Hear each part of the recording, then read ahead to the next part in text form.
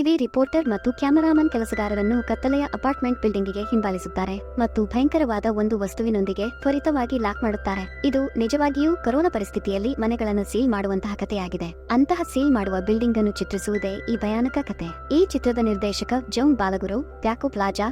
ಈ ಚಿತ್ರದಲ್ಲಿ ಮ್ಯಾನುಯೆಲಾ ವೆಲಾಸ್ಕೋ, ಫೆರಾನ್ ಟೆರಾಜಾ, ಜಾರ್ಜ್ ಜೇಮಮ್ ಸೆರಾನೋ ಮುಂತಾದವರು ಅಭಿನಯಿಸಿದ್ದಾರೆ. ಈ ಚಿತ್ರವು ಹಾರರ್ ಮಿಸ್ಟ್ರಿ ಥ್ರಿಲ್ಲರ್ ಚಿತ್ರವಾಗಿದ್ದು ಈ ಚಿತ್ರದ IMDb ರೇಟಿಂಗ್ 7.4 ಮತ್ತು ರಾಟನ್ ಟೊಮೊಟೊದಲ್ಲಿ 90% ಸ್ಕೋರ್ ಮಾಡಿದೆ ಮತ್ತು 82% ಆಡಿಯನ್ಸ್ ಸ್ಕೋರ್. ಮೂವಿ ಸ್ಟಾರ್ಟಿಂಗ್ ನಲ್ಲಿ ನಮಗೆ ಏಂಜೆಲಾ ಎಂಬ ಹುಡುಗಿಯ ಪರಿಚಯವಾಗುತ್ತದೆ. ಅವಳು ಕಾರ್ಯಕ್ರಮದ ನಿರೂಪಕಿ ಮತ್ತು ಅವಳ ಕ್ಯಾಮರಾಮನ್ ಜೊತೆ ರೆಕಾರ್ಡಿಂಗ್ ಮಾಡುತ್ತಿದ್ದಳು. ಇನ್ನು ಮುಂದೆ ನಾನು ಏಂಜೆಲಾಳನ್ನು ನಾನು ಅಂತ ಕರೆಯುತ್ತೇನೆ. ನಾನು ಮತ್ತು ನನ್ನ ಸ್ನೇಹಿತ ಕ್ಯಾಮರಾಮನ್ ನಗರದ ಒಂದು ಸ್ಥಳಕ್ಕೆ ಬಂದು ರೆಕಾರ್ಡಿಂಗ್ ಮಾಡುತ್ತಿದ್ದರು. ಇದು ಬೆಂಕಿಯನ್ನು ನಂದಿಸಲು ಜನರಿಗೆ ಸಹಾಯ ಮಾಡುವ ಅಗ್ನಿಶಾಮಕ ಠಾಣೆಯಾಗಿದೆ. ನಾವು ಅವರ ಬಗ್ಗೆ ಮಾಹಿತಿ ಪಡೆಯುತ್ತಿದ್ದೆವು. ನಂತರ ಫೈರ್ ಅಲಾರ್ಮ್ ರಿಂಗ್ ಆಗುತ್ತಿತ್ತು. ಇದರರ್ಥ ಎಲ್ಲೋ ಬೆಂಕಿ ಇತ್ತು. ಅದಕ್ಕೆ ಇಬ್ಬರು ಫೈರ್ಮನ್ ಆ ಜಾಗಕ್ಕೆ ಬೇಗ ಹೊರಟರು. ನನ್ನ ಕ್ಯಾಮರಾಮನ್ ಮತ್ತು ನಾನು ಸಹ ಅವರೊಂದಿಗೆ ಹೋಗಲು ಅವರನ್ನು ಒಪ್ಪಿಸುತ್ತೇವೆ. ನಾವು ಅಲ್ಲಿಗೆ ತಲುಪಿದಾಗ ಪೊಲೀಸರು ಈಗಾಗಲೇ ಅಲ್ಲಿದ್ದಾರೆ ಅಂತ ನಾವು ಕಂಡುಕೊಂಡಿದ್ದೇವೆ. ನಂತರ ನಾವು ಕಟ್ಟಡಕ್ಕೆ ಹೋದಾಗ ಅಲ್ಲಿನ ಜನರು ನಮಗೆ ಹೇಳಿದರು, ಮೇಲಿನ ಮಹಡಿಯಿಂದ ಮಹಿಳೆಯ ಕಿರುಚಾಟ ಕೇಳಿಸಿತು. ಈಗ ಈ ಜನರು ಅವರಿಗೆ ಹೇಳುತ್ತಿದ್ದರು. ಒಬ್ಬ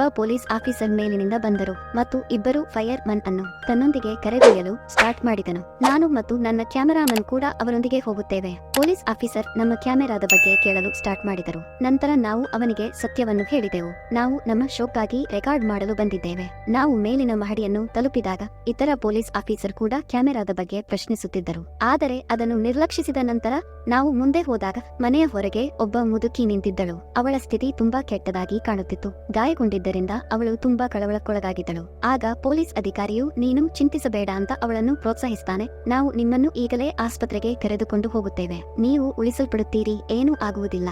ಆದರೆ ಇದ್ದಕ್ಕಿದ್ದಂತೆ ಮುದುಕಿ ಸ್ಟ್ರೇಂಜ್ ಆದ ಕೆಲಸಗಳನ್ನು ಮಾಡಲು ಸ್ಟಾರ್ಟ್ ಮಾಡಿದಳು. ಅವಳು ಕಂಟ್ರೋಲ್ ತಪ್ಪಿದ್ದಳು. ಅವಳಿಗೂ ತುಂಬಾ ಕೋಪ ಬಂತು. ಇದಲ್ಲದೆ ಆಕೆಯ ಎಲ್ಲಾ ಬಟ್ಟೆಗಳು ಮತ್ತು ದೇಹವು ರಕ್ತದಿಂದ ಮುಚ್ಚಲ್ಪಟ್ಟಿದೆ. ಅವಳು ಪೊಲೀಸ್ ಅಧಿಕಾರಿಯ ಹತ್ತಿರ ಬಂದ ತಕ್ಷಣ ಅವಳು ಅವನನ್ನು ಕಪಾಳಮೋಕ್ಷ ಮಾಡಿದಳು. ಆಕೆ ಪ್ರಬಲ ಆಕ್ರಮಣ ನಡೆಸಿದ್ದಳು. ಅವಳು ಅವನನ್ನು ಬಿಡುತ್ತಿರಲಿಲ್ಲ. ಅವಳ ಸುತ್ತಲಿನ ಜನರೆಲ್ಲರೂ ಬಂದರು ಮತ್ತು ಪೊಲೀಸ್ ಅಧಿಕಾರಿಯನ್ನು ಉಳಿಸಲು ಸ್ಟಾರ್ಟ್ ಮಾಡಿದರು. ಆದರೆ ವಯಸ್ಸಾದ ಮಹಿಳೆ ಅವನ ಕುತ್ತಿಗೆಯನ್ನು ಕೆಟ್ಟದಾಗಿ ಕಚ್ಚುತ್ತಾಳೆ ಮತ್ತು ಅವನ ಮಾಂಸವನ್ನು ಎಳೆದುಕೊಂಡು ಹೋದಳು. ಇದರಿಂದ ಆಫೀಸರ್ ತೀವ್ರವಾಗಿ ಗಾಯಗೊಂಡಿದ್ದಾರೆ. ಅವನ ರಕ್ತವು ವೇಗವಾಗಿ ಹರಿಯಲಾರಂಭಿಸಿತು. ಈ ಪರಿಸ್ಥಿತಿಯನ್ನು ಕಂಡು ಫೈರ್ ಮನ್ ಅಲ್ಲಿಯೇ ನಿಂತರು. ಉಳಿದ ಜನರು ಅಧಿಕಾರಿಯನ್ನು ಕೆಳಗಿಳಿಸಲು ಸ್ಟಾರ್ಟ್ ಮಾಡಿದರು, ಏಕೆಂದರೆ ಅವರು ತುಂಬಾ ನೋವಿನಲ್ಲಿದ್ದರು. ಅವನ ಸ್ಥಿತಿ ಹದಗೆಡುತ್ತಿತ್ತು. ಆದರೆ ಈಗ ಈ ಜನರು ಅಧಿಕಾರಿಯನ್ನು ಇಲ್ಲಿಂದ ಕರೆದೊಯ್ಯಲು ಪ್ರಯತ್ನಿಸಿದಾಗ ಇತರ ಅಧಿಕಾರಿಯು ಅವರನ್ನು ಹೊರಗೆ ಹೋಗುವುದನ್ನು ತಡೆಗಟ್ಟುತ್ತಾನೆ ಮತ್ತು ಇಲ್ಲಿ ನಿಂತ ನಂತರ ಅವರು ಚಿಕಿತ್ಸೆ ನೀಡಲು ಹೇಳ್ತಾರೆ. ಇದನ್ನೆಲ್ಲ ನೋಡಿ ನನಗೆ ತುಂಬಾ ಭಯವಾಯಿತು. ನಾನು ತಕ್ಷಣ ಇತರ ಅಧಿಕಾರಿಯ ಬಳಿಗೆ ಓಡಿದೆ. ಬಾಗಿಲು ಮುಚ್ಚಿ ನಿಂತಿದ್ದ. ನಾನು ಅವನಿಗೆ ಹೇಳಿದೆ, ಅವನ ಸ್ಥಿತಿ ಎಷ್ಟು ಕೆಟ್ಟದಾಗಿದೆ ನೋಡೋಣ, ನಾವು ಆಂಬ್ಯುಲೆನ್ಸ್ ಅನ್ನು ಕರೆಯಬೇಕು. ಆದರೆ ಅವರು ಇಲ್ಲ ಅಂತ ಹೇಳುವ ಮೂಲಕ ಹೇಳಿದರು, ಇಲ್ಲಿಂದ ಯಾರೂ ಹೊರಗೆ ಹೋಗುವಂತಿಲ್ಲ ಅಥವಾ ಯಾರೂ ಒಳಗೆ ಬರುವಂತಿಲ್ಲ, ಏಕೆಂದರೆ ಆರೋಗ್ಯ ಇಲಾಖೆ ನನಗೆ ಹೇಳಿದೆ ಈ ಸಂಪೂರ್ಣ ಕಟ್ಟಡವನ್ನು ಸೀಲ್ ಮಾಡಲು ಹೇಳಿದೆ. ಅಂದರೆ ಅದನ್ನು ಸಂಪೂರ್ಣವಾಗಿ ಸೀಲ್ ಮಾಡಬೇಕು. ಇದನ್ನು ಕೇಳಿ ಜನರೆಲ್ಲ ಭಯಗೊಂಡರು. ಪೊಲೀಸ್ ಆಫೀಸರ್ ಗಾಯಗೊಂಡ ಅಧಿಕಾರಿಯನ್ನು ನೋಡ್ತಾ ಹೇಳ್ತಾರೆ, ಅವನನ್ನು ಇಲ್ಲಿಂದ ಎತ್ತಿಕೊಂಡು ಬೇರೆಡೆ ಕರೆದುಕೊಂಡು ಹೋಗು. ಇದನ್ನು ಕೇಳಿ ಗಾಯಾಳು ಆಫೀಸರ್ ತುಂಬಾ ಉದ್ವೇಗಗೊಂಡರು. ಬಹುಶಃ ನಾನು ಈಗ ತಪ್ಪಿಸಿಕೊಳ್ಳಲು ಸಾಧ್ಯವಿಲ್ಲ ಅಂತ ಯೋಚಿಸಿದೆ. ನನ್ನ ಕೈಯಲ್ಲಿದ್ದ ಕ್ಯಾಮೆರಾ ನೋಡಿ ಪೊಲೀಸ್ ಆಫೀಸರ್ ಅದನ್ನು ಸ್ಟಾಪ್ ಮಾಡಲು ಹೇಳ್ತಾನೆ. ಆದರೆ ನಾನು ಅವನನ್ನು ಸ್ಪಷ್ಟವಾಗಿ ನಿರಾಕರಿಸಿದೆ. ಇದನ್ನು ಹೇಳುತ್ತಾ, ಇಲ್ಲಿ ನಮಗೆ ಏನಾಗುತ್ತಿದೆ ಅಂತ ಎಲ್ಲರೂ ನೋಡಲಿ, ನಮಗೆ ಹೊರಗೆ ಹೋಗಲು ಅವಕಾಶವಿಲ್ಲ. ಅದರ ಮೇಲೆ ಎಲ್ಲಾ ಜನರು ನನ್ನನ್ನು ಬೆಂಬಲಿಸಲು ಸ್ಟಾರ್ಟ್ ಮಾಡಿದರು. ಇದರಿಂದಾಗಿ ಪೊಲೀಸ್ ಆಫೀಸರ್ ನನ್ನನ್ನು ತಡೆಯಲು ಸಾಧ್ಯವಾಗಲಿಲ್ಲ. ಈಗ ಇದೆಲ್ಲವೂ ನಡೆಯುತ್ತಿತ್ತು. ಫೈರ್ ಮನ್ ಮೇಲಿನಿಂದ ಬಂದು ಬೀಳ್ತಾನೆ. ಅವರ ಸ್ಥಿತಿ ತುಂಬಾ ಕೆಟ್ಟದಾಗಿತ್ತು. ಅವನ ರಕ್ತವು ವೇಗವಾಗಿ ಹರಿಯುತ್ತಿತ್ತು, ಏಕೆಂದರೆ ಆತನ ಕುತ್ತಿಗೆಗೂ ಕಚ್ಚಿದೆ. ಇದನ್ನು ನೋಡಿದ ಜನರೆಲ್ಲ ಮತ್ತಷ್ಟು ಕಳವಳಗೊಂಡರು. ಇಲ್ಲಿ ಆಫೀಸರ್ ಕೋಪಗೊಂಡರು. ಬಲವಂತವಾಗಿ ಕ್ಯಾಮೆರಾ ಮುಚ್ಚಿದರು. ಸ್ವಲ್ಪ ಸಮಯದ ನಂತರ ನಾನು ಕ್ಯಾಮೆರಾ ಆನ್ ಮಾಡಲು ನನ್ನ ಕ್ಯಾಮೆರಾಮನ್ಗೆ ಹೇಳಿದೆ. ಈಗ ನಾವು ಮೇಲಿನ ಮಹಡಿಗೆ ಹೋಗುತ್ತಿದ್ದೇವೆ. ನಾವು ರಹಸ್ಯವಾಗಿ ಮೇಲಕ್ಕೆ ಹೋದ ತಕ್ಷಣ ಪೊಲೀಸ್ ಅಧಿಕಾರಿ ಮತ್ತು ಎರಡನೇ ಫೈರ್ ಮನ್ ಈಗಾಗಲೇ ಅಲ್ಲಿದ್ದರು. ಆದರೆ ಅದೇ ಇನ್ಫೆಕ್ಟೆಡ್ ಮಹಿಳೆ ಎದುರಿನಿಂದ ಓಡಿ ಬರುತ್ತಾಳೆ, ಏಕೆಂದರೆ ಆಕೆ ಪೊಲೀಸ್ ಅಧಿಕಾರಿಯ ಮೇಲೆ ಆಕ್ರಮಣ ಮಾಡಲು ಹೊರಟಿದ್ದಳು. ಅದಕ್ಕೂ ಮೊದಲು ಅವಳು ಅವನನ್ನು ತಲುಪುತ್ತಾಳೆ. ಆಫೀಸರ್ ಅವಳನ್ನು 3-4 ಬಾರಿ ಗುಂಡು ಹಾರಿಸ್ತಾನೆ. ಇದರಿಂದಾಗಿ ಅವಳು ಅಲ್ಲಿ ಬೀಳುತ್ತಾಳೆ ಮತ್ತು ಜಾಗೃತಳಾಗುತ್ತಾಳೆ. ಇದನ್ನು ನೋಡಿ ನನಗೆ ತುಂಬಾ ಭಯವಾಯಿತು. ಆದರೆ ನಾನು ಹಾಲನ್ನು ತಲುಪಿದಾಗ ಎರಡನೇ ಫೈರ್ ಮನ್ ಅನ್ನು ನಾನು ನೋಡಿದೆ. ಇಲ್ಲಿಂದ ಹೊರಬರಲು ಇನ್ನೊಂದು ಮಾರ್ಗವನ್ನು ಹುಡುಕುತ್ತಿದೆ, ಅಂದರೆ ಎಕ್ಸಿಟ್ ಬಾಗಿಲನ್ನು ಮಾರ್ಗವನ್ನು ಹುಡುಕುತ್ತಿದೆ. ಆಗ ಪೊಲೀಸ್ ಆಫೀಸರ್ ಅಲ್ಲಿಗೆ ಬರ್ತಾನೆ ಮತ್ತು ಇದನ್ನು ಮಾಡಲು ಫೈರ್ ಮನ್ ಅನ್ನು ತಡೆಯುತ್ತಾನೆ. ಇದರೊಂದಿಗೆ ಅಲ್ಲಿ ಅನೌನ್ಸ್ ಆಗಿದೆ, ಎಲ್ಲಾ ಮುಖ್ಯ ಮತ್ತು ಎಕ್ಸಿಟ್ ಬಾಗಿಲುಗಳನ್ನು ಮುಚ್ಚಲಾಗಿದೆ, ಹೀಗಾಗಿ ಯಾರೂ ಹೊರಗೆ ಬರುವಂತಿಲ್ಲ ಮತ್ತು ಹೆಲ್ತ್ ಇನ್ಸ್ಪೆಕ್ಟರ್ ಇಲ್ಲಿಗೆ ಬಾರದೆ ಬಿಡಲು ಸಹ ಪ್ರಯತ್ನಿಸಬೇಡಿ. ಈ ಘೋಷಣೆಯನ್ನು ಕೇಳಿದ ನಂತರ ಎಲ್ಲರೂ ಕೋಪಗೊಂಡರು, ಏಕೆಂದರೆ ಯಾರೂ ಅದನ್ನು ಅರ್ಥ ಮಾಡಿಕೊಳ್ಳಲಿಲ್ಲ. ಯಾವ ಉದ್ದೇಶಕ್ಕಾಗಿ ನಮ್ಮನ್ನು ಇಲ್ಲಿ ಬಂಧಿಸಲಾಗಿದೆ? ತಾಯಿಯೊಂದಿಗೆ ಇದ್ದ ಮಗು ಇಲ್ಲಿದೆ. ಅವಳಿಗೆ ಬೇಗನೆ ಜ್ವರ ಬರತೊಡಗಿತು. ಮಗುವಿನ ಸ್ಥಿತಿಯನ್ನು ನೋಡಿ ಕಟ್ಟಡದ ಉಸ್ತುವಾರಿಯು ಮನೆಯ ಕೀಲಿಗಳನ್ನು ತೆಗೆದುಕೊಳ್ಳುತ್ತಾನೆ. ಅವನ ಮನೆ ಈ ಕಟ್ಟಡದಲ್ಲಿತ್ತು ಮತ್ತು ಮನೆ ಹುಡುಗಿಗೆ ಸೇರಿದೆ ಅಂತ ಎಲ್ಲರಿಗೂ ಹೇಳುತ್ತಾನೆ. ಈಗ ಸತ್ತಿದ್ದಾರೆ. ಅವಳ ಮನೆಯ ಬಾಗಿಲು ತೆರೆದಿದೆ ಎಂಬ ಭರವಸೆ ಇದೆ ಮತ್ತು ನಾವು ಅಲ್ಲಿಂದ ಹೊರಡುತ್ತೇವೆ. ಆದರೆ ಆಕೆಯ ಮನೆಗೆ ತಲುಪಿದ ತಕ್ಷಣ ಜನರಿಗೆ ತಿಳಿಯಿತು. ಕೆಲವು ಅಧಿಕಾರಿಗಳು ಮನೆಯ ಹೊರಗೆ ನಿಂತಿದ್ದರು. ಈ ಮನೆಗೆ ಸೀಲ್ ಕೂಡ ಹಾಕಿದ್ದಾರೆ. ಅಂದರೆ ಈಗ ಯಾರೂ ಇಲ್ಲಿಂದ ಹೊರಬರುವಂತಿಲ್ಲ. ಇದನ್ನು ನೋಡಿ ನನಗೆ ತುಂಬಾ ಕೋಪ ಬಂತು. ನಾನು ಗಾಜಿನನ್ನು ಹೊಡೆಯಲು ಸ್ಟಾರ್ಟ್ ಮಾಡಿದೆ ಮತ್ತು ಕಟ್ಟಡವನ್ನು ಸೀಲ್ ಮಾಡುತ್ತಿದ್ದ ಹೊರಗಿನ ಅಧಿಕಾರಿಗಳು, ನಾನು ಅವರಿಂದ ಸಹಾಯಕ್ಕಾಗಿ ಕೂಗಿದೆ. ಆದರೆ ಅವರೆಲ್ಲರೂ ನನ್ನನ್ನು ಕಡೆಗಣಿಸಿದರು. ಕಟ್ಟಡದ ಇನ್ಚಾರ್ಜ್ ಸಹ ನನ್ನನ್ನು ತಡೆಯಲು ಸ್ಟಾರ್ಟ್ ಮಾಡಿದರು. ಸ್ವಲ್ಪ ಹೊತ್ತಿನ ನಂತರ ಪೊಲೀಸ್ ಅಧಿಕಾರಿಯೂ ಇಲ್ಲಿಗೆ ಬಂದರು ಮತ್ತು ಇದನ್ನು ಮಾಡದಂತೆ ನನ್ನನ್ನು ತಡೆಯುತ್ತಿದ್ದರು. ಮತ್ತೆ ಕ್ಯಾಮೆರಾ ಆಫ್ ಮಾಡಲು ಹೇಳ್ತಾನೆ. ಆದರೆ ನನಗೆ ಆಗಲೇ ಅವನ ಮೇಲೆ ಕೋಪ ಬರುತ್ತಿತ್ತು. ಹಾಗಾಗಿ ನಾನು ಅವನನ್ನು ದೂರ ತಳ್ಳಿದೆ. ನನ್ನ ಕ್ಯಾಮೆರಾದಿಂದ ದೂರ ಇರು ಅಂತ ಹೇಳುತ್ತಿದ್ದಾರೆ. ಉಳಿದ ಜನರು ಸಹ ಅವನ ಮಾತನ್ನು ಕೇಳಲು ನಿರಾಕರಿಸಿದಾಗ ನಂತರ ಅವನು ಎಲ್ಲರಿಗೂ ಬಂದೂಕನ್ನು ತೋರಿಸ್ತಾನೆ. ಆದರೆ ಸ್ವಲ್ಪ ಸಮಯದ ನಂತರ ಅವನು ಎಲ್ಲರನ್ನೂ ಸಾಮಾನ್ಯನನ್ನಾಗಿ ಮಾಡ್ತಾನೆ ಮತ್ತು ಅವರನ್ನು ಮತ್ತೆ ಹಾಲ್ಗೆ ಕರೆತರುತ್ತಾನೆ. ಇಲ್ಲಿಗೆ ಬಂದ ಅವರು ಎಲ್ಲರಿಗೂ ಹೇಳಿದರು, ಕಟ್ಟಡವನ್ನು ಸೀಲ್ ಮಾಡಲು ನನಗೆ ಆದೇಶ ಬಂದಿದೆ. ಇದರ ಹಿಂದಿನ ಕಾರಣ ಏನು ಅಂತ ನನಗೆ ಖಚಿತವಿಲ್ಲ. ಎಲ್ಲಾ ಸಂದರ್ಭಗಳ ಕಾರಣ ನಾನು ತುಂಬಾ ಚಿಂತಿತನಾಗಿದ್ದೇನೆ. ಗಾಯಾಳುಗಳಿಬ್ಬರೂ ಕೂಡ ಅವರು ಚಿಂತಿತರಾಗಿದ್ದರು. ಅಂದರೆ ಪೊಲೀಸ್ ಆಫೀಸರ್ ಮತ್ತು ಫೈರ್ ಮನ್ ಅವರ ಸ್ಥಿತಿ ಹದಗೆಡುತ್ತಿದೆ. ಗಾಯಗಳು ತುಂಬಾ ಆಳವಾಗಿವೆ. ಇದರಿಂದಾಗಿ ರಕ್ತವು ವೇಗವಾಗಿ ಹರಿಯುತ್ತದೆ.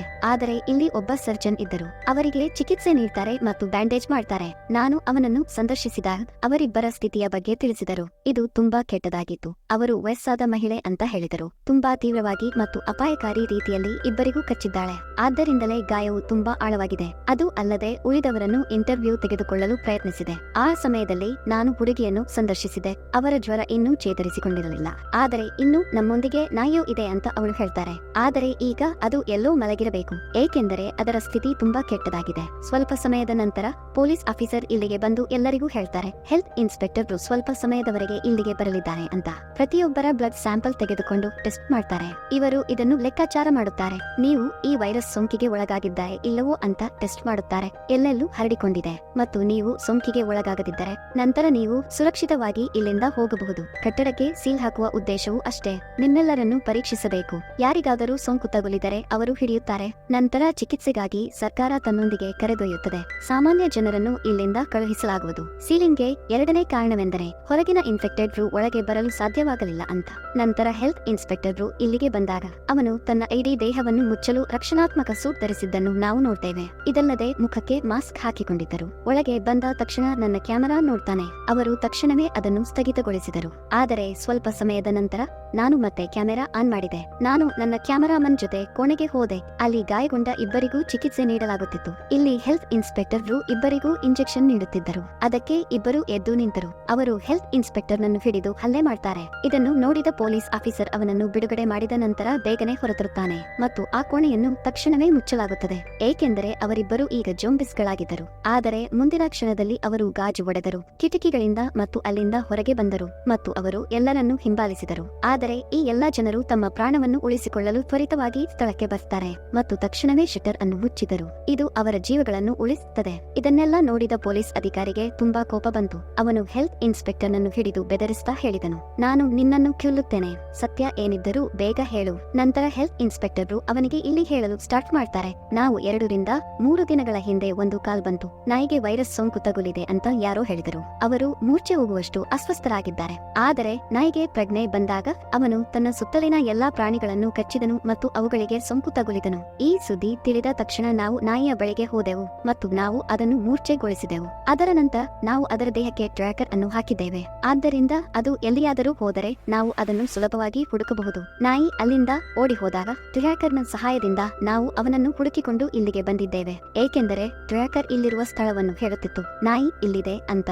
ಇದನ್ನು ಕೇಳಿದ ತಕ್ಷಣ ನನಗೆ ತಿಳಿಯಿತು, ಆ ನಾಯಿ ಬೇರೆಯವರದ್ದಲ್ಲ, ಆದರೆ ಮಗುವಿನದು. ಏಕೆಂದರೆ ಇಂಟರ್ವ್ಯೂದಲ್ಲಿ ನಾಯಿಯ ಬಗ್ಗೆ ಹೇಳಿದ್ದಾಳೆ. ಮಗುವು ಅನಾರೋಗ್ಯದಿಂದ ಬಳಲುತ್ತಿದೆ ಅಂತ ಹೆಲ್ತ್ ಇನ್ಸ್ಪೆಕ್ಟರ್ಗೆ ಇಲ್ಲಿ ತಿಳಿದು ಬಂದಿದೆ. ಆದ್ದರಿಂದ ಅವಳನ್ನು ಪರೀಕ್ಷಿಸಲು ಅವನು ಮಗುವಿನ ಬಳಿ ಹೋಗಲು ಸ್ಟಾರ್ಟ್ ಮಾಡಿದನು. ಆದರೆ ನಂತರ ಮಗು ತಾಯಿಯ ಮೇಲೆ ಆಕ್ರಮಣ ಮಾಡಿ ಮುಖ ಕಚ್ಚಿದೆ. ಮಹಿಳೆ ಜೋರಾಗಿ ಕೂಗಿದಳು. ನೋವಿನಿಂದಾಗಿ ಮಗು ಬೇಗನೆ ತೊಡೆಯಿಂದ ಕೆಳಗಿಳಿತು ಮತ್ತು ಅಲ್ಲಿಂದ ಓಡಿ ಹೋಗಲು ಸ್ಟಾರ್ಟ್ ಮಾಡಿದಳು. ಈಗ ಈ ಮಹಿಳೆಯು ವೈರಸ್ ಸೋಂಕಿಗೆ ಒಳಗಾಗಬಾರದು. ಅದಕ್ಕಾಗಿಯೇ ಪೊಲೀಸ್ ಆಫೀಸರ್ ಅವಳ ಹ್ಯಾಂಡ್ ಕಫ್ಸ್ ಅನ್ನು ಹಾಕ್ತಾನೆ ಮತ್ತು ಅವಳನ್ನು ಒಂದು ಸ್ಥಳಕ್ಕೆ ಕಟ್ಟುತ್ತಾನೆ ಮತ್ತು ಮಗುವನ್ನು ಹಿಡಿಯಲು ಅವನು ಇತರ ಜನರೊಂದಿಗೆ ಹೋಗುವುದನ್ನು ಸ್ಟಾರ್ಟ್ ಮಾಡ್ತಾನೆ. ಅವನು ಒಂದು ಸ್ಥಳದಲ್ಲಿ ನಿಂತಿದ್ದ ಮಗುವನ್ನು ನೋಡ್ತಾನೆ. ಅವನು ಮಗುವಿನ ಬಳಿಗೆ ಹೋದ ತಕ್ಷಣ ಅವಳ ಕಣ್ಣುಗಳು ಸಂಪೂರ್ಣವಾಗಿ ಬದಲಾಗಿರುವುದನ್ನು ಅವನು ನೋಡಿದನು. ತಕ್ಷಣ ಆಕೆ ಪೊಲೀಸ್ ಅಧಿಕಾರಿಯ ಮೇಲೆ ಆಕ್ರಮಣ ಮಾಡಿ ಹಿಡಿದುಕೊಂಡಳು. ಆದಾಗ್ಯೂ ಈ ಸಮಯದಲ್ಲಿ ಅವನು ತನ್ನನ್ನು ತಾನೇ ಬಿಡುಗಡೆ ಮಾಡಲು ಮತ್ತೆ ಮತ್ತೆ ಪ್ರಯತ್ನಿಸ್ತಾನೆ ಮತ್ತು ಮಗುವನ್ನು ಹಿಡಿಯಲು ಪ್ರಯತ್ನಿಸ್ತಾನೆ.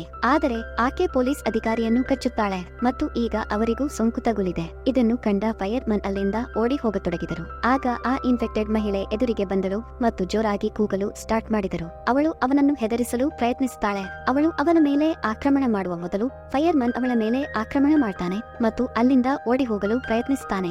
ಆಗ ಅವರು ನನ್ನನ್ನು ಮತ್ತು ಕ್ಯಾಮೆರಾಮನ್ ಅವರನ್ನು ಭೇಟಿಯಾದರು ಮತ್ತು ಈಗ ನಾವೆಲ್ಲರೂ ಹಾಲ್ದಲ್ಲಿ ಒಟ್ಟಿಗೆ ಸೇರುತ್ತೇವೆ. ಹ್ಯಾಂಡ್ ಕಫ್ಸ್ ದಿಂದ ಕಟ್ಟಿದ್ದ ಮಗುವಿನ ತಾಯಿ, ನಾನು ಅವಳನ್ನು ಬಿಡುಗಡೆ ಮಾಡಲು ಪ್ರಯತ್ನಿಸುತ್ತೇನೆ. ಆಕೆಗೆ ಸೋಂಕು ತಗುಲದ ಕಾರಣ ಆಕೆ ಈಗ ಆರೋಗ್ಯವಾಗಿದ್ದಾಳೆ. ಆದರೆ ಸಾಕಷ್ಟು ಪ್ರಯತ್ನಗಳ ನಂತರವೂ ಅವಳನ್ನು ಬಿಡುಗಡೆ ಮಾಡಲು ಸಾಧ್ಯವಾಗಲಿಲ್ಲ.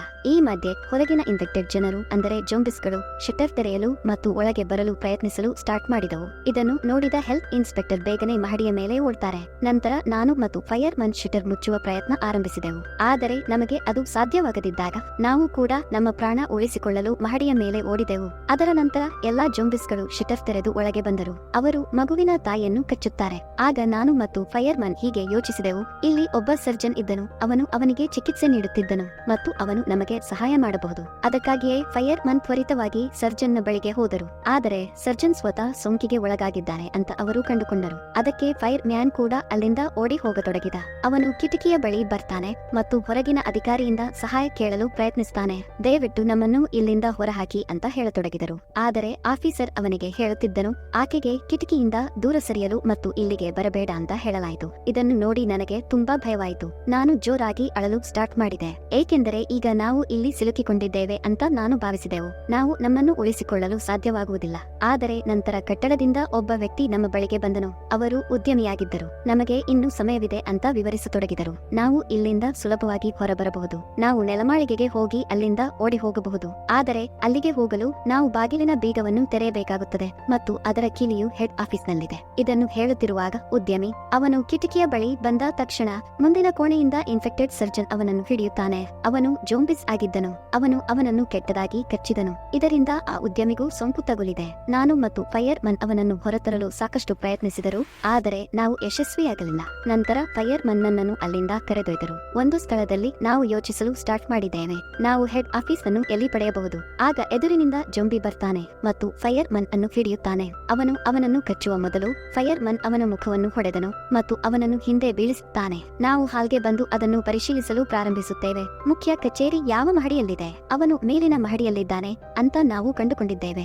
ಆದರೆ ನಾವು ನೋಡಿದೆವು, ಮಗುವಿನ ತಾಯಿ ಮೆಟ್ಟಿಲುಗಳಿಂದ ಕಟ್ಟಲ್ಪಟ್ಟವನು ಜೊಂಬಿಯಾಗಿದ್ದಾನೆ. ನಮ್ಮನ್ನು ಉಳಿಸುವಾಗ ನಾವು ಮೇಲಕ್ಕೆ ಹೋಗಲು ಸ್ಟಾರ್ಟ್ ಮಾಡಿದಾಗ ಅವಳು ನಮ್ಮ ಮೇಲೆ ಆಕ್ರಮಣ ಮಾಡಿದಳು. ಅವಳು ನಮ್ಮನ್ನು ಹಿಡಿಯಲು ಪ್ರಯತ್ನಿಸಿದಳು. ಆದರೆ ನಾವು ಏರಿದ ತಕ್ಷಣ ಹೆಡ್ ಆಫೀಸ್ಗೆ ಹೋಗಲು ಸ್ಟಾರ್ಟ್ ಮಾಡಿದೆವು. ಅಷ್ಟರಲ್ಲಿ ಎದುರಿನಿಂದ ಇನ್ನೊಬ್ಬ ಜೋಂಬಿಸ್ ಬಂದು ನಮ್ಮ ಮೇಲೆ ಆಕ್ರಮಣ ಮಾಡ್ತಾನೆ. ಅವಳು ನನ್ನನ್ನು ಹಿಡಿದಳು.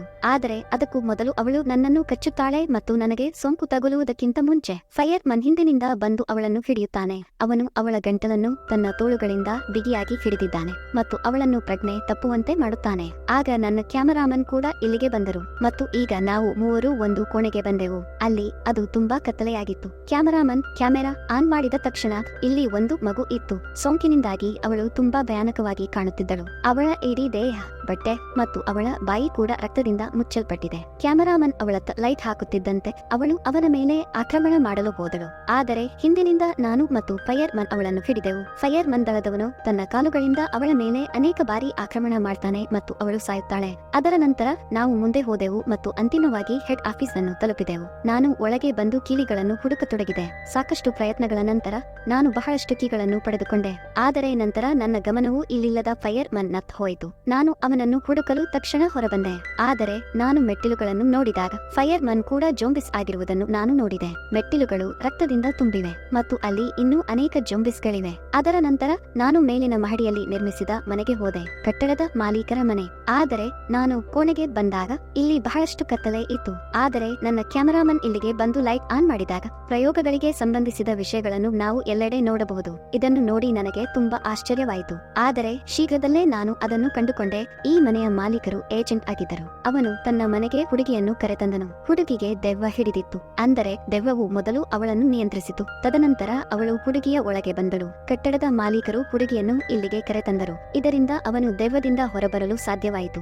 ಆದರೆ ಅವನು ಮಾಂತ್ರಿಕನಾಗಿರಲಿಲ್ಲ. ಆದ್ದರಿಂದ ಅವನು ತನಗೆ ಬೇಕಾದಂತೆ ಅವಳ ಮೇಲೆ ಪ್ರಯೋಗವನ್ನು ಸ್ಟಾರ್ಟ್ ಮಾಡಿದನು. ಪರಿಣಾಮವಾಗಿ ಹುಡುಗಿ ಬದಲಾಗಲು ಸ್ಟಾರ್ಟ್ ಮಾಡಿದಳು. ಆಕೆಯ ದೇಹದಲ್ಲಿ ಸೋಂಕು ಹರಡಲು ಸ್ಟಾರ್ಟ್ ಮಾಡಿತು. ಅದರ ನಂತರ ಅವಳು ಜೊಂಬಿಸ್ ಆದಳು. ಇದೆಲ್ಲ ಗೊತ್ತಾದ ಮೇಲೆ ನನಗೆ ತುಂಬಾ ಭಯವಾಯಿತು. ಅದರೊಂದಿಗೆ ನಾನು ಎಲ್ಲವನ್ನೂ ಅರ್ಥ ಮಾಡಿಕೊಂಡಿದ್ದೇನೆ. ಆ ಹುಡುಗಿ ಮೊದಲು ಮುದುಕಿಗೆ ಸೋಂಕು ತಗುಲಿರಬೇಕು. ಆಗ ವೃದ್ಧೆ ಎಲ್ಲರಿಗೂ ಕಚ್ಚಿದ್ದಾಳೆ ಮತ್ತು ಈ ವೈರಸ್ ಕಟ್ಟಡದಾದ್ಯಂತ ಹರಡಿತು. ಮತ್ತು ಹುಡುಗಿಯ ಸಾವಿನ ಬಗ್ಗೆ ಯಾವುದೇ ಉಲ್ಲೇಖವಿಲ್ಲದ ಕಾರಣ ಅವಳು ಇನ್ನೂ ಈ ಕಟ್ಟಡದಲ್ಲಿದ್ದಾಳೆ ಎಂದರ್ಥ. ಆಗ ಇದ್ದಕ್ಕಿದ್ದಂತೆ ಮೇಲ್ಚಾವಣಿಯ ಬಾಗಿಲು ಒಡೆದಿದೆ. ಅಲ್ಲಿಂದ ಯಾರೋ ಕೆಳಗೆ ಬರುತ್ತಿರುವಂತೆ ಭಾಸವಾಯಿತು. ಇದನ್ನು ನೋಡಿ ನನಗೂ ಕ್ಯಾಮೆರಾಮನ್ಗೂ ತುಂಬಾ ಭಯವಾಯಿತು. ನಾವು ಪರಿಶೀಲಿಸಿದಾಗ ಅಲ್ಲಿ ಒಂದು ಜೊಂಬಿ ಮಗು ಇತ್ತು. ಕ್ಯಾಮೆರಾವನ್ನು ಮೊಳೆ ಹೊಡೆದು ಕ್ಯಾಮೆರಾದ ಬೆಳಕನ್ನು ಒಡೆಯುತ್ತಾರೆ. ಅದು ಎಲ್ಲೆಲ್ಲೂ ಕತ್ತಲೆಯನ್ನು ಹರಡಿತು. ಇದನ್ನು ನೋಡಿ ನಾನು ಕ್ಯಾಮೆರಾಮನ್ಗೆ ಹೇಳಿದೆ, ನೈಟ್ ಮೋಡ್ ಅನ್ನು ತ್ವರಿತವಾಗಿ ಆನ್ ಮಾಡಲು. ಅಂದರೆ ಕ್ಯಾಮೆರಾದ ಮೋಡ್ ಅದು ಕತ್ತಲೆಯಲ್ಲಿ ಸ್ವಲ್ಪ ಬೆಳಕನ್ನು ನೀಡುತ್ತದೆ. ಅವನು ನೈಟ್ ಮೋಡ್ ಅನ್ನು ಆನ್ ಮಾಡಿದ ತಕ್ಷಣ ಒಬ್ಬ ಜೊಂಬಿ ಮಹಿಳೆ, ಬೇರೆ ಯಾರೂ ಅಲ್ಲ ಅದೇ ಹುಡುಗಿ, ಕ್ಯಾಮೆರಾಮನ್ ಮೇಲೆ ಆಕ್ರಮಣ ಮಾಡ್ತಾನೆ. ಕ್ಷಿಪ್ರದಲ್ಲಿ ಅವಳು ಅವನನ್ನು ಕಚ್ಚುತ್ತಾಳೆ. ಇದರಿಂದ ಅವಳಿಗೂ ಸೋಂಕು ತಗಲಿದೆ. ಅದರ ನಂತರ ಅವಳು ನನ್ನನ್ನು ಫಾಲೋ ಮಾಡ್ತಾಳೆ. ಆದರೂ ನಾನು ಅವಳಿಂದ ತಪ್ಪಿಸಿಕೊಳ್ಳಲು ಸಾಕಷ್ಟು ಪ್ರಯತ್ನಿಸುತ್ತಿದ್ದೆ. ಆದರೆ ಅವಳು ನನ್ನ ಮೇಲೆ ಆಕ್ರಮಣ ಮಾಡಿದಳು. ಇದರಿಂದ ನಾನು ಗಾಯಗೊಂಡು ಅಲ್ಲೇ ಬಿದ್ದೆ. ಮತ್ತು ನಾನು ಏನೋ ಮಾಡುವ ಮೊದಲು ಆ ಮಹಿಳೆ ನನ್ನನ್ನು ಎಳೆದು ತನ್ನೊಂದಿಗೆ ಕರೆದುಕೊಂಡು ಹೋದಳು ಮತ್ತು ನನ್ನ ಕಿರುಚಾಟದ ಶಬ್ದಗಳು ಕೇಳಲು ಸ್ಟಾರ್ಟ್ ಮಾಡಿದವು. ಮತ್ತು ಈ ರೀತಿಯಾಗಿ ಕಟ್ಟಡದಲ್ಲಿರುವ ಎಲ್ಲಾ ಜನರು, ಏಂಜೆಲಾ ಕೂಡ, ಅಂದರೆ ನಾನು ಸಹ ಸೋಂಕಿಗೆ ಒಳಗಾಗಿ ಸತ್ತಿದ್ದೇನೆ. ಮತ್ತು ಈ ಚಿತ್ರವು ಇಲ್ಲಿಗೆ ಕೊನೆಗೊಳ್ಳುತ್ತದೆ. ಫ್ರೆಂಡ್ಸ್, ಈ ವಿಡಿಯೋ ನಿಮಗೆ ಇಷ್ಟ ಆಗಿರಬಹುದು ಅಂತ ಅಂದುಕೊಳ್ಳುತ್ತೇನೆ.